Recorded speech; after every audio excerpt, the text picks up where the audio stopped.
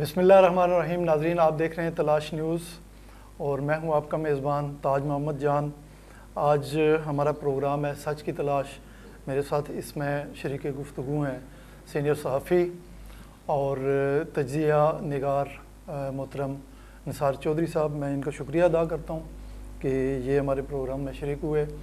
آج ہمارے سامنے بہت سارے موضوعات ہیں، لیکن ان میں سے سب سے ہارٹ جو ایشو ہے، ہارٹ جو موضوع ہے، وہ آئین، قانون اور انتخابات کے حوالے سے جو کچھ چل رہا ہے ہمارے ملک میں، عدلیہ کے فیصلے ان کو ریورس کرنا، بینچ ٹوٹنا، اس پہ ہم ڈسکس کریں گے.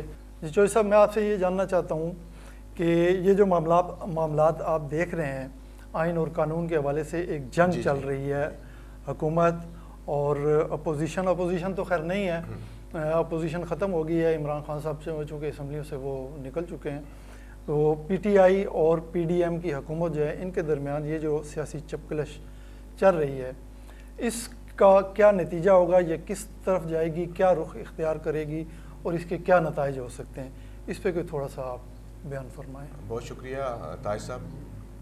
بہت ہی خوبصورت میں کہوں گا کہ آپ نے سوال کیا ہے کہ اس کا نتیجہ جو ہے وہ کیا نکلنا ہے.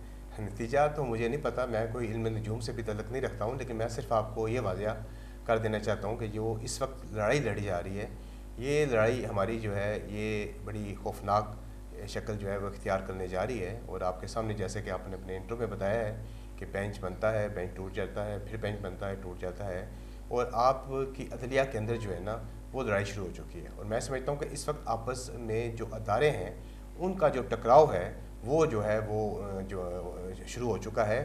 اور میں اس بات کو بڑا ہی سمجھتا ہوں کہ یہ بڑا ہمارے ملک کے لیے، عوام کے لیے اور قوم کے لیے بڑا نقصان دہ ثابت ہوگا کہ اگر ہم نے ہوش کے ناخن نہ لیے اور ہم نے اگر جوش سے کام لیتے رہے تو خدا نہ خواستہ ہمارے ملک کو ناقابل تلافی نقصان پہنچ سکتا ہے.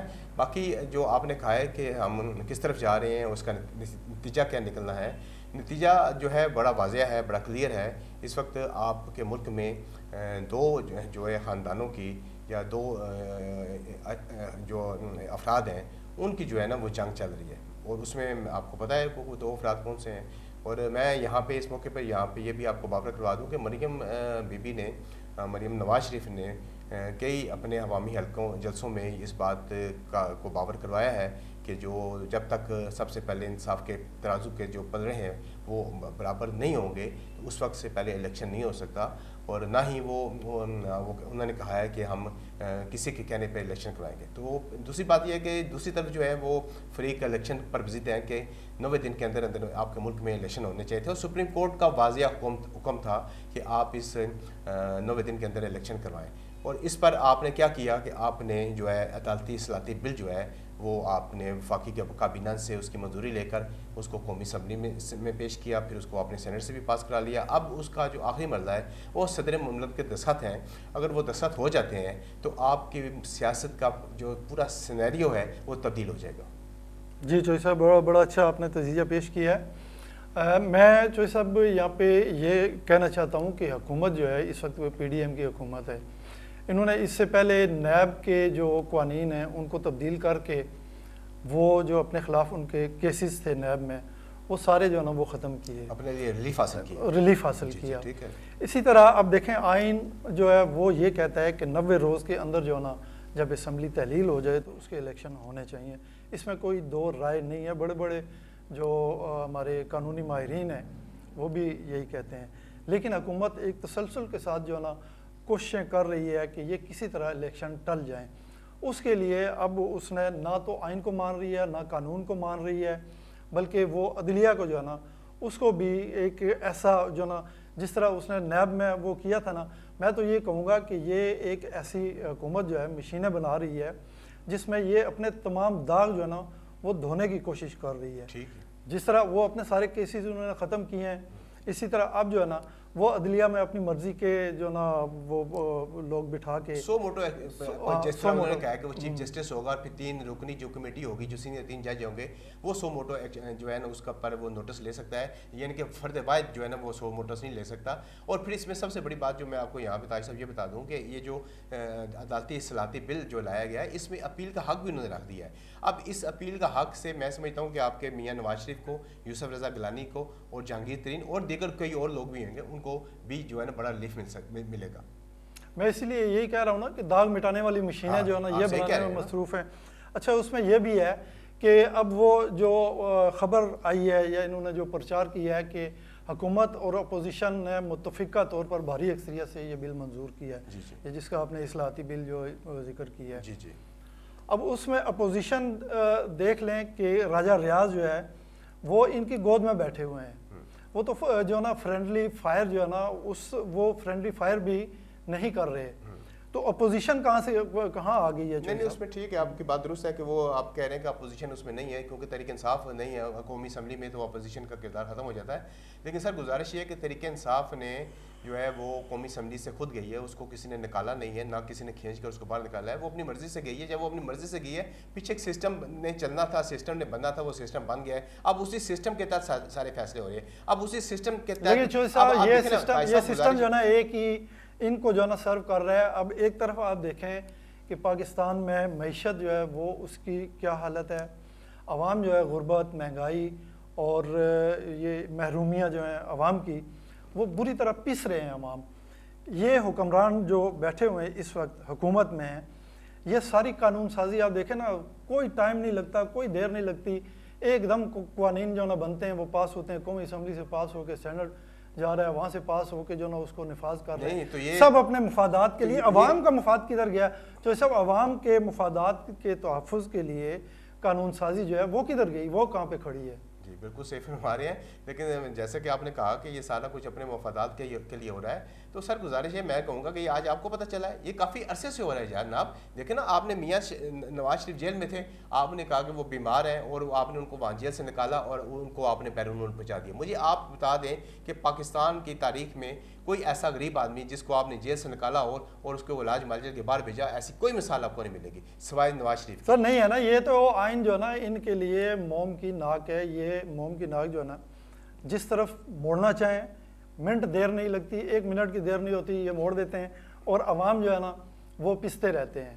اچھا جو صاحب آپ نے ذکر کیا تھا عمران خان اعتکاف بیٹھیں گے, اس کے نہیں میں نے ذکر نہیں کیا تھا, میں تو صرف یہ کہا تھا گزارش آپ کی کیمرہ بات ہو رہی تھی. جی آپ ٹھیک کہہ رہے ہیں, بالکل میں صحیح کہہ رہا ہوں. میری صرف یہ تھی کہ میں یہ کہہ رہا ہوں کہ رمضان کے آخری عشرے میں اگر عمران خان صاحب اعتکاف اگر بیٹھ جائیں تو میں سمجھتا ہوں کہ آپ کے ملک کے اندر اس وقت جو جنگ چھڑی ہوئی ہے, جو اس وقت سیاست میں گرمی آئی ہوئی ہے, جو سیاست میں اس وقت تیزی آئی ہوئی ہے, وہ تھوڑی سی اس میں تھوڑی سی میں سمجھتا ہوں کہ ٹھنڈ پڑ نہیں. چوہدری صاحب آپ صرف عمران خان صاحب کو اعتکاف کیوں بیٹھانا چاہتے ہیں؟ شہباز شریف, زرداری, مولانا فضل الرحمان, یہ باقیوں پہ فرض نہیں ہے, باقی نہیں بیٹھ سکتے؟ نہیں بالکل بیٹھ سکتے ہیں, میرے کوئی اعتراض نہیں ہے. لیکن میں عمران خان کو کیوں بٹھانا چاہتا ہوں؟ عمران صاحب کو میں صرف اس لیے بٹھانا چاہتا ہوں کہ ایک تو ان کی زندگی کو خطرہ ہے.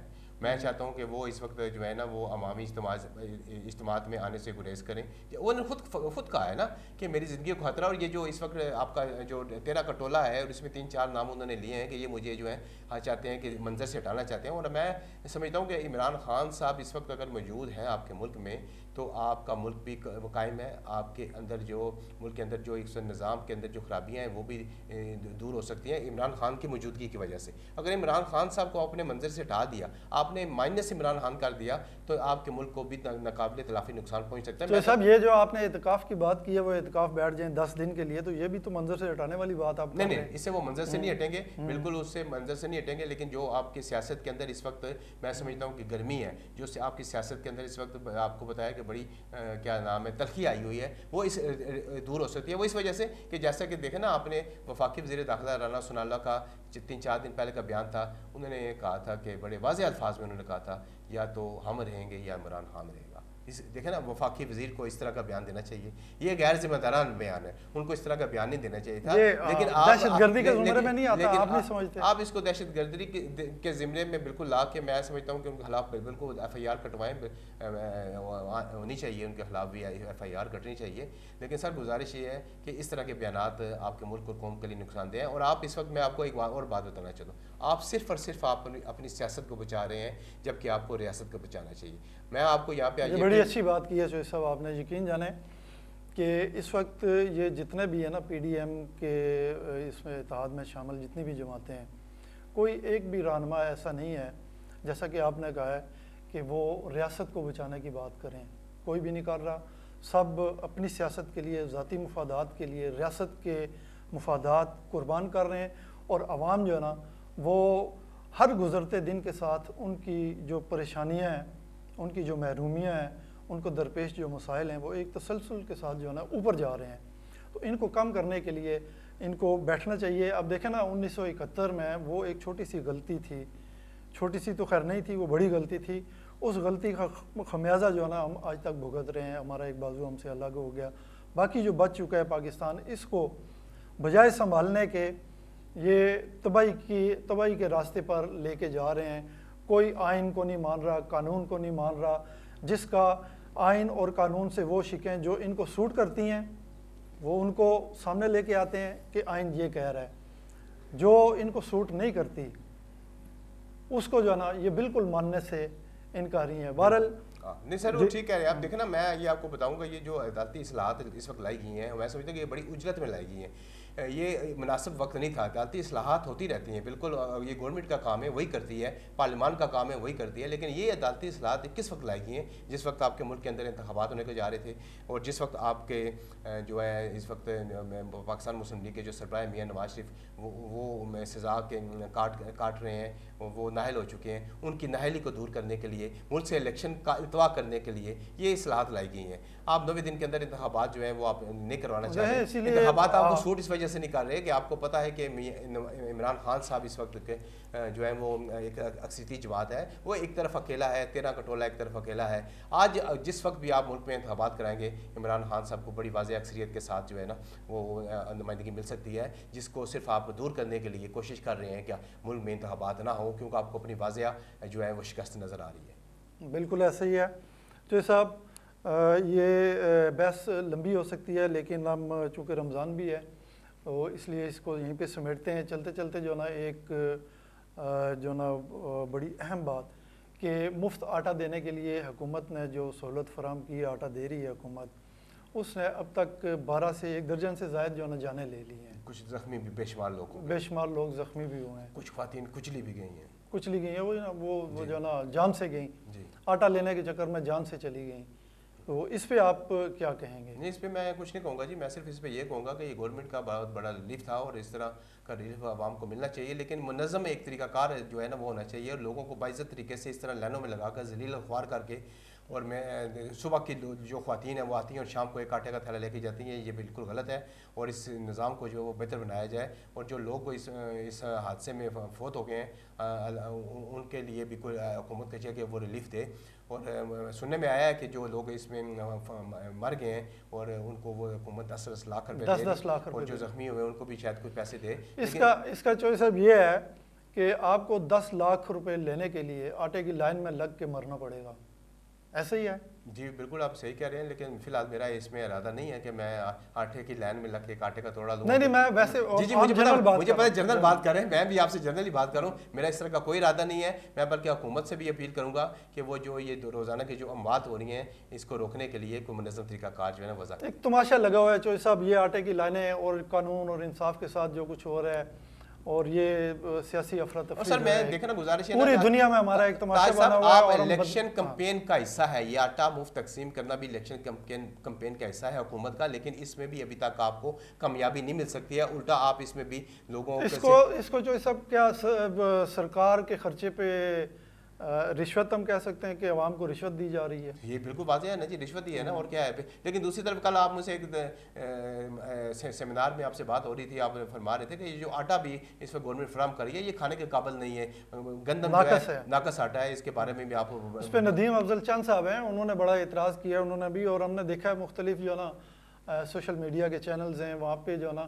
وہ گندم جو ہے نا دکھائی گئی ہے، اس میں پھپھوندی لگی ہوئی ہے اور مٹی، اور وہ ایسی ہے کہ کالی، اس کی رنگت بھی کالی، اور لوگ کہہ رہے ہیں کہ یہ جانوروں کو کھلانے کے قابل بھی نہیں ہے. یہ صحیح کہہ رہے ہیں سر. جو پیس کے مفت جو ہے نا سر وہی ہے نا، میں بتا رہا تھا یہ کمپین کا حصہ تھا کسی طریقے سے عمران خان صاحب کا مقابلہ کرنے کے لیے. وہ لوگوں کو آٹا مفت دینے کے چکر میں کہہ رہے تھے کہ شاید ہمارا کو ووٹ بینک بڑھ جائے گا. میں سمجھتا ہوں کہ اس سے ان کا ووٹ بینک نہیں بڑھا ہے بلکہ ان کا ووٹ بینک مزید کم ہو گیا ہے، کیونکہ اس میں واقعے میں بے شمار انسان بجا فرما رہے ہیں چوہی صاحب یہ جتنا الیکشن کو ڈیلے کرتے جائیں گے ان کی جو عوامی مقبولیت ہے اس میں کوئی اضافہ نہیں ہوگا. سر طاہر صاحب آخری بات آپ سے کروں گا، میں وہی پہلے بھی میں بات دہرا چکا ہوں کہ خدا را آپ اپنے ملک کی ریاست کو بچا لیں، سیاست کو نہ بچائیں. اگر آپ نے اپنی سیاست بچائی تو خدا نہ خواستہ یہ ملک نہیں بچے گا. اللہ خیر کرے چوہی صاحب. اسی کے ساتھ ہمارے پروگرام کا وقت ختم ہوتا ہے. میں ناظرین سے اجازت چاہوں گا اس دعا کے ساتھ کہ اللہ تعالیٰ آپ کو سلامت رکھے، جہاں بھی رہیں اپنا خیال رکھیں، اپنے ارد گرد کے لوگوں کا خیال رکھیے گا. اللہ حافظ.